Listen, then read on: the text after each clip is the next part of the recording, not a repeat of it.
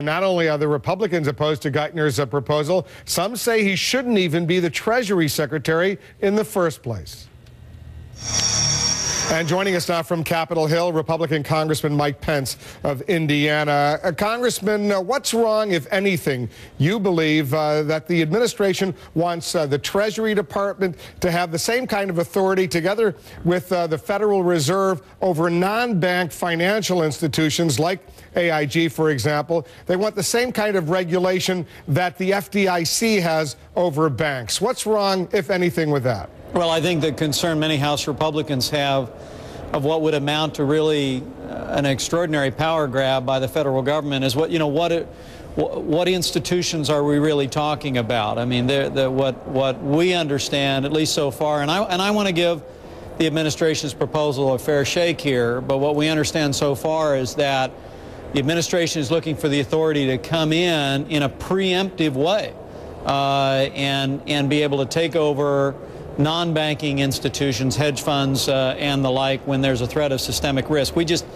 before you grant that kind of expansive authority to the Treasury Department, we're going to need to understand what the parameters of that are so that we protect essentially the freedom and independence of the free market itself, private property, but also, that we protect the American taxpayer from more bailouts, more expansion of the federal government's role in the private sector. What the Treasury Secretary, Timothy Geithner, and the chairman of the Federal Reserve, Ben Bernanke, what they argue is if the federal government would have had that authority back, let's say, in September of last year, this whole AIG disaster could have been avoided. They could have forced AIG, for example, to go into some sort of receivership and then had an orderly dispersal of that institution without causing economic panic around the world.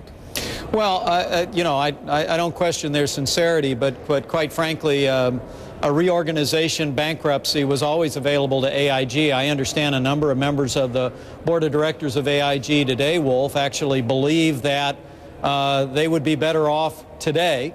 And I know the American taxpayer would certainly be better off today if they'd have actually gone through an orderly bankruptcy instead of this massive government bailout. It was $700 billion last fall. It's expanded into the automotive industry. Now we have a new expansion that the Geithner plan contemplates. And I'm someone who believes the existing institutions were there in our federal bankruptcy courts.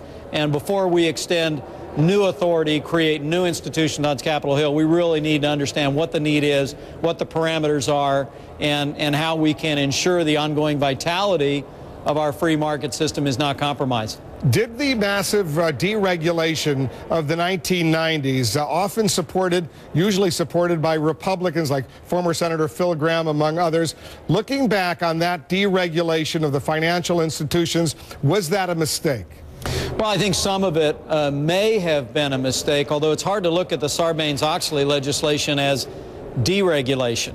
There were instances under Republican leadership where you saw a large increase in regulation in boardrooms around America. But there's no question that some of these creative new instruments, the derivative swaps and the like, should have been regulated as securities. We need some new reasonable regulation, but we don't need just some massive new bailout, a massive new expansion of government authority without considerable forethought on what that's going to mean to taxpayers and what that's going to mean to the dynamism of our free market system in the 21st century. Do you have confidence in Timothy Geithner, the Treasury Secretary?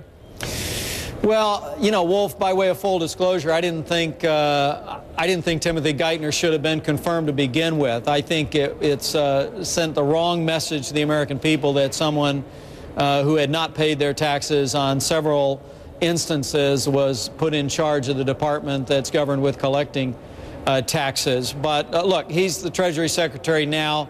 I'm not calling for his resignation at this point in time, but we are going to turn a very critical eye toward any effort by this administration to further expand the size and scope of government into what is, with all the troubles we've gone through, is still the strongest and most dynamic economic model on the planet. Mike Pence of Indiana, Republican, thanks very much for joining us. Thank you, Wolf.